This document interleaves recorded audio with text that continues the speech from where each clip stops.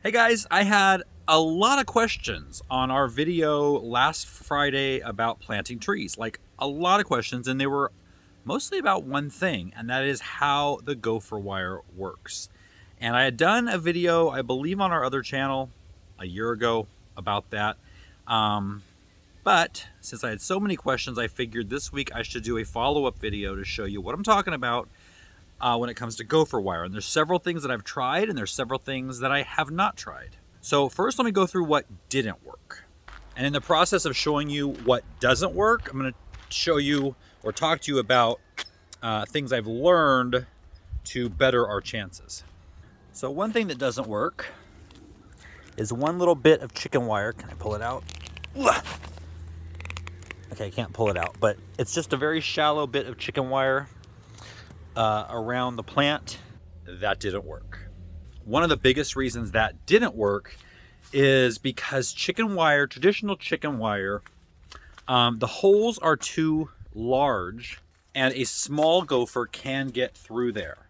Now, I have had it work in some places and I have had it not work. And that just, I guess, is how big the gophers are in that spot. So it's kind of, you're playing Russian roulette with that one. I put them around my trees because I thought they would rust away, because chicken wire will rust away in 2 to 3 years, and then that would allow for the roots to kind of be able to get out. I didn't want to put them in a cage of hardware cloth where they were going to be in that cage for a decade or more with no rusting. And like I said, some places it has worked. Let me show you a couple. So this is a pink silk floss tree.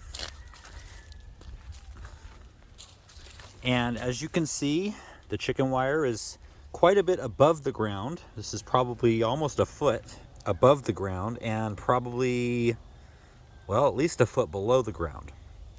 And so far, this pink silk floss tree is looking really good.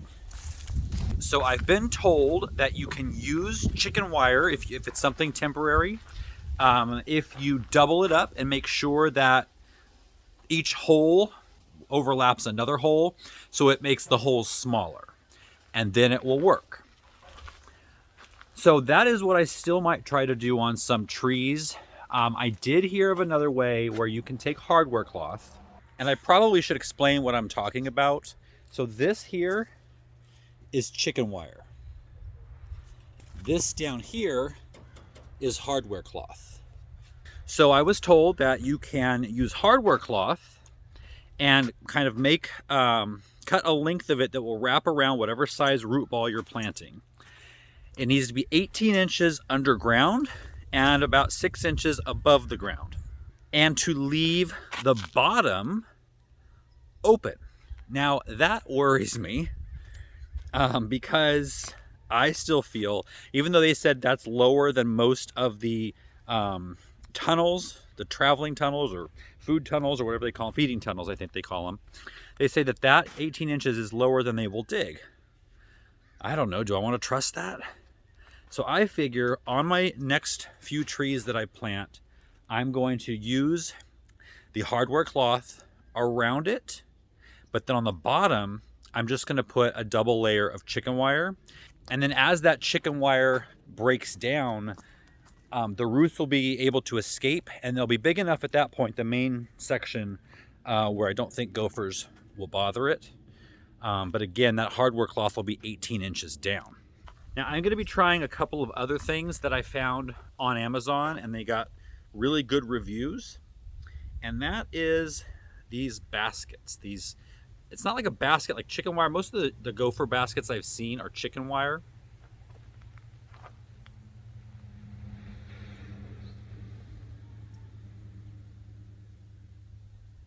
That just has smaller than normal holes. Hang on a second. I got to take some deep breaths here. Oh, I'm so mad right now.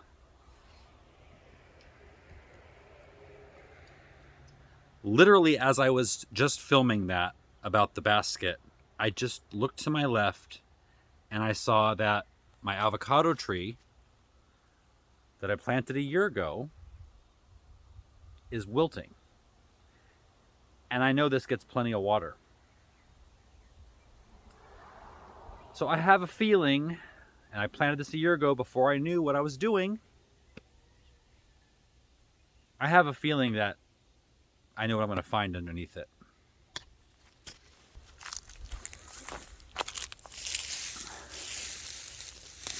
So the ground is moist, and I have found a tunnel already.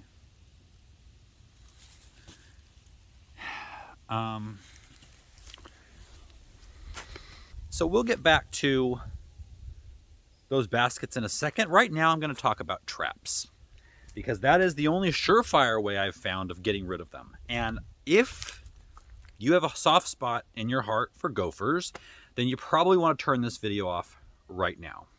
And I don't need any comments telling me I shouldn't use traps, because when they are coming on my property and eating my family's food and things that I plant, I don't care. I'm going to kill them. And right now, I want to go Caddyshack on them, because I want to throw a bomb in this whole area, because there's about 50 of them out here. This is the one tree, the very first tree I planted, and the one I was looking forward to the most was this avocado tree, and now it is most likely going to die.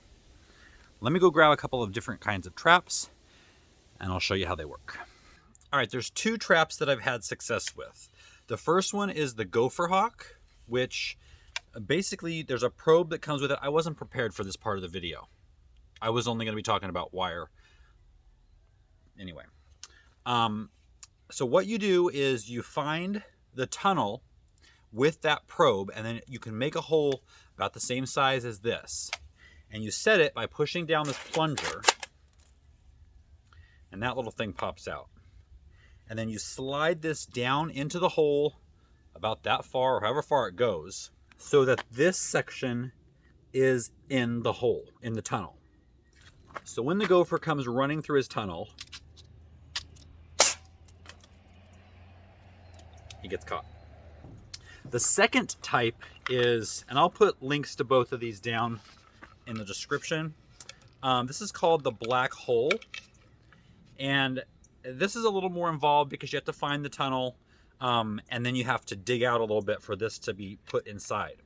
So what this is this is just kind of a noose trap. So you push this down, and that little wire noose comes down, and the wire comes over and kind of clips here. You just want to barely hook it in there. And while you're still holding down, just make sure that noose is inside, like that. Now, I have had success just putting these in the tunnel like this. And what you want to do is dig a section of the tunnel out that will just fit this, lower this in, and you can cover it with a piece of wood and then put some soil on top so no light gets in. But my best luck has been by putting a little piece of carrot in behind. So you can kind of cut a few pieces up and put it through this hole. And that, I've caught them within an hour of putting these out. Now, I think I might do a video a little bit longer and more detailed on this, where I can show you all of this, but I wasn't prepared again for this. So those are the two types of traps that I've had success with. And I'm definitely using one on that avocado tree just in case I can save it. So I got these trumpet vines to cover the fence behind the chicken coop.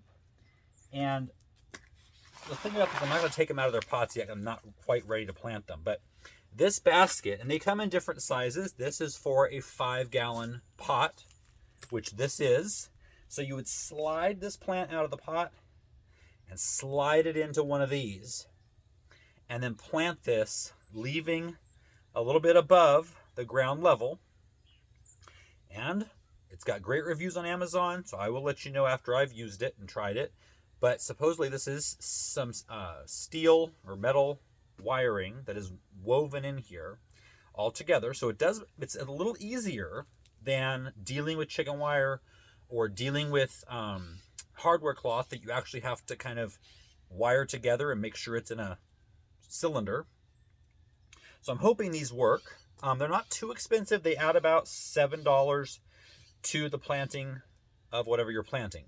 But if what you're planting is worth that and you have gophers, I think that's not a big investment. Okay, I also got this. This is a roll. It's something similar, but it comes on a roll.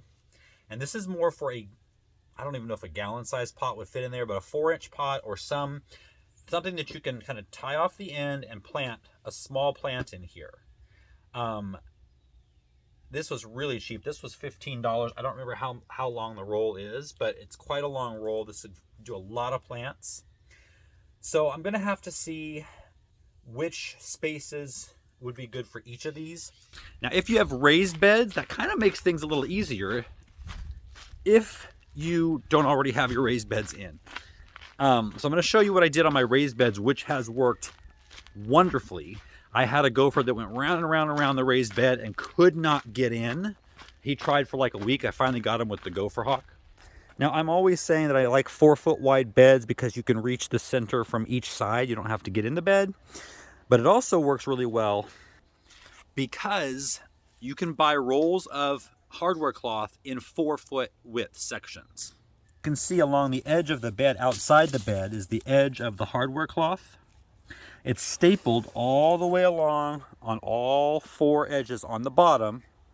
Then I put the whole bed down and filled it up. So the gopher wire goes all the way across. He cannot get in no matter how hard he tries. And again, it worked really well. Now this bed up here, our seasonal bed, this has gopher wire as well, or hardware cloth, excuse me, all the way under, and I had it go up the sides also because there's no way to staple it on the bottom of this. Last year, I think it was in our Christmas display, we did have a gopher get in, and the way he did it was because I used 2 pieces of wire, and there was a seam that I didn't overlap quite enough in one spot, and he got up through there and just ran amok in this bed. So I remedied that problem by putting a new piece in on the seam and kind of wiring it together. So I'm just going to set the camera up here as I prepare to hopefully save my avocado tree. I really think it's too far gone.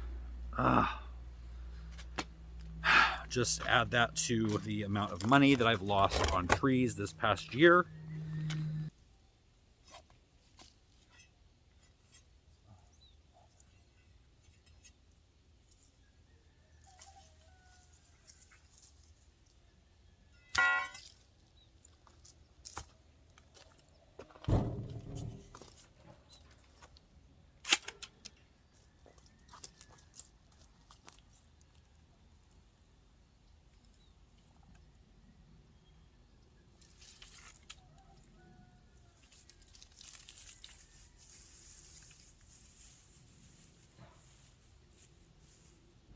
Well, that didn't take long. The tunnel literally goes all the way around it. So I highly doubt that we're going to be able to save the tree. That is so discouraging. I mean, I look around and it's just gopher holes as far as you can see. Now, I don't know if the cats are doing their job at this point.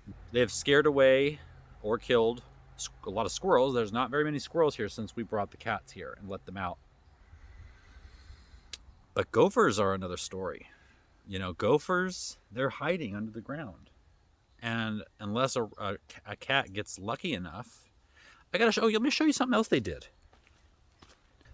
Now, fortunately, we got a really good harvest, or at least I think so, for the size of little pumpkin patch we had and getting them planted so late. But the one that I've been looking at since the beginning, it was done first, or it was ahead of everything else, I should say. This one right here. The other day I thought, okay, I'm going to harvest it. I turned it over, and there was a gopher hole underneath, and they had eaten the entire inside of this pumpkin out. So I've learned. I guess I can look at it that way. I've learned a lot in the first year here. The trees they've attacked, the plants they've killed, those were from before when I didn't know better. And now that I do, Obviously, there's going to be more losses. You can't keep 100% of everything safe.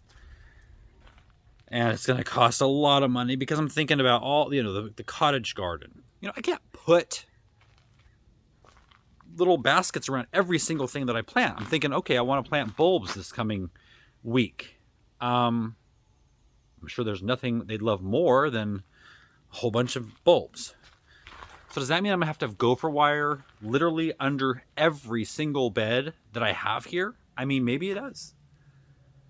I need to buy stock in a gopher wire company. Well, what started off being a quick video to talk to you about gopher wire and answer the questions from last week ended up being a little bit depressing and a little more involved than we thought. So I'll sign off now and go in the house and have a little cry. And then I'll get back tomorrow and plant some trees the right way. See you guys next time.